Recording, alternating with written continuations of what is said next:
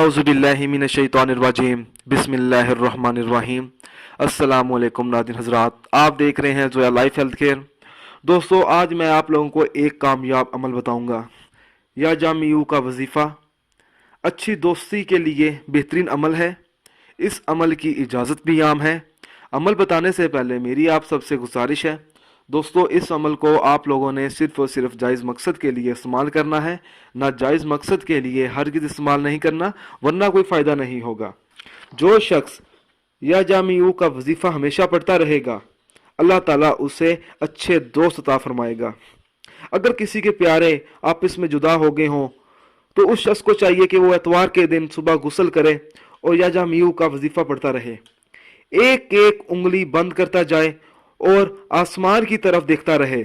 जब 10 उंगलियां बंद हो जाएं तो हाथ मुंह पर फेरे और अल्लाह ताला से दुआ मांगे।